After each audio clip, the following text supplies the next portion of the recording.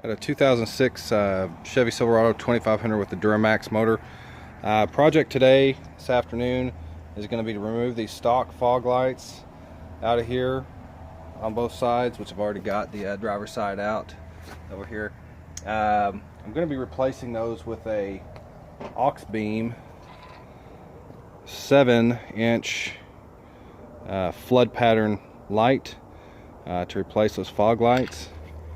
And I think it's going to fit just in this space pretty nice. There's just a stock test fit in there.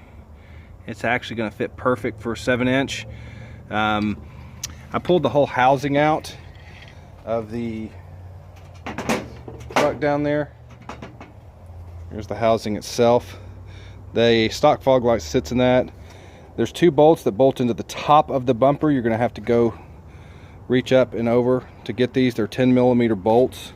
That houses the fog light itself, the main from the factory. That tab there is used for the alignment Allen nut, that bolt that goes through it and can angle your fog lights. Here's the actual fog light taken out, and I've already taken that Allen nut completely out, the bolt. I'm sorry, I keep calling that friggin' nut. Pull that completely out. Once you have that bolt completely out on this housing, the fog light will then be sitting with these tabs on the side. You can stick a screwdriver between the notch and that tab, gently lift up and release the one side of that, and then the fog light will come free of the housing. You can pull it out.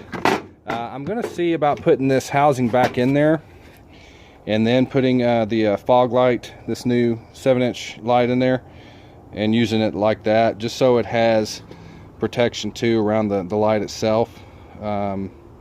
Overall, we'll see. I'm also going to try to use the factory wiring. The stock bulbs on these are 45 watts on the stock stuff, and they're running about 3.6 amps, maybe up closer to 4. These are 36 watts, 3 watts a piece on each light. So it's going to be running about 2.8, 2.9, maybe 3 amps on this on each side. So I think right now the wiring's going to handle it. I'm going to test it. If it doesn't, it doesn't, and I'll go a different route. But I'm also installing a 30-inch light bar behind the bumper of this truck. Behind the friggin' grill. And I am running a relay and a switch dedicated to that as well. So I'm gonna get started here and mount these up. The back, it's got a free sliding nut back there, but we'll attach into that with the mounting hardware and get it secured down here in just a little bit and see what we got. Wouldn't you know it, it's raining today, so I'm gonna work to get that light bar in. The housings didn't work out very well for the fog lights the way I was expecting. So what I've done is I've rigged them up here. I took the housing, had to make some cuts for the cord and then the back of so that it would fit. But it fits pretty well. It's got a gap all the way through, so nothing's touching, so all the heat can dissipate. Actually probably work out pretty well. So get these installed and then make some adjustments to them. We'll see what we got. Alright, so I finally managed to get that fog light in there, and from street level, yeah, you can see a little bit of that bracket, but overall I got it fit in there. That's gonna be fine. So now I know how to do the housing for the other side, do my cuts. So I've got one in. Got the front clip off the truck now. That was easy. All you got to do is you got to get the top off. It's got clips that go into each of these holes. But then you've got 6 places to pull the bumper. So the top, the bottom right there, and then there's a corner right there. So on each side, in order, you want to pull this bottom one first, then the top right there, then pop the corner. Then go to the other side, pop the bottom, pop the top, and you don't have to yank that. Just barely pop it and it's going to come on off. Watch it too when you pull this top one. Your other side's going to try to slide and fall. Just be careful of that because you could scratch your headlight lenses. And then pop this final corner and you should have it all. What I did was I grabbed about the middle with one arm here, with my right arm, and then with my left hand I popped this corner over here. That way when it gave, it didn't fall and end up scratching any of the lenses or anything. So, but we'll be putting a 30-inch Auxbeam light on this bar right here. It's a perfect mounting spot. I'm going to drill 3 holes, 1, 2, 3, and mount it up with the 3 bolts. It extends about 4 inches on either side, so it's about a 28-inch bar. Here, check that, it's about a 22-inch bar, and then with the 4-inch overhang on each side. So I'll get that mounted up and then we'll see what it looks like. Alright, so I'm back again. And I got it figured out this time. The T-brackets work, plus it'll give it some extra strength. You see them mounted back there. I'm going to go ahead and wire up my harness that I bought to go with this and plug it in. Figure out how I want the light to aim a little bit before I secure down the bolts on the back of it for adjustment. So do that and then I'll be back at it. Still got LED headlights to put in as well. Well, I've officially finished the project, except for the headlights. I ordered the wrong ones by mistake, so those are going back. But I got the LED fog lights in on both sides.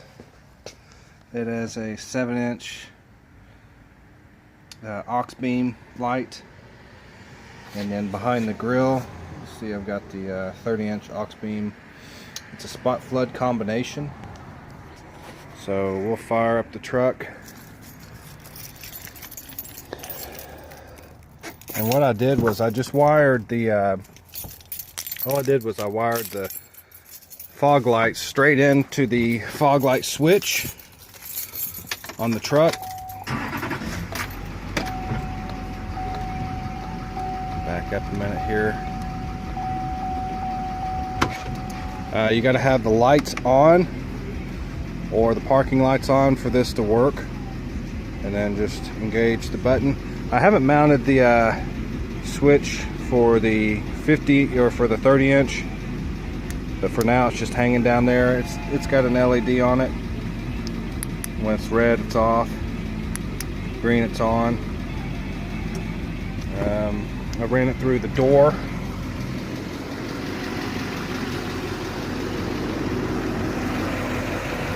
There it is, both on. I'll have to do maybe some minor adjustments to the lights, but overall it turned out great. The hardest part of the project was getting the housings taken care of on the fog lights. Once I had one done, the others were easy enough to do on the other side, the passenger side. And that is it. Remember, when you go to take off your clips under the hood, if you're going to mount this behind the you've got all these clips up here. They just pop off with a flat head. Pull those out, and the housing that holds them, this whole piece will just lift right off. You've got mounts in here, right up here, down low. So the order will be pop, pop, pop. Go to the other side.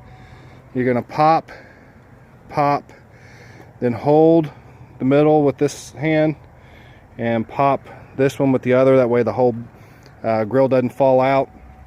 I use T-brackets behind there. I don't know if you'll be able to see them. Yep, there they are. There's one right there. To hold this in place. There's another one on the left there. There's another one over there on the right. And it's holding it pretty well. If I had to do this again, I probably would go with a little bit of a shorter T-bracket, because there is just a hair of bounce, especially from that middle bracket. But overall, I'm pleased with it. Now I've got it turned down to where it does not point at traffic. It points at the ground, so it's well below the headlight level. But I'll mainly be using this off-road. I won't use this much on the road. But the drive I have to work, there's a lot of deer and stuff, so it'll come in handy. So that's it. And if I think of anything else, I'll do another video to put up.